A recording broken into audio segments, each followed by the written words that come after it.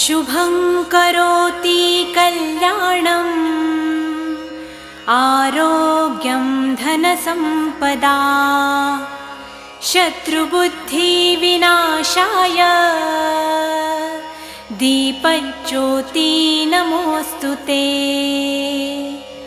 दिव्यादिव्यारे दीपत्कार कानी कुंडलमोतीहार दिव्याला पाहून नमस्कार तिळाचे तेल कापसाची वात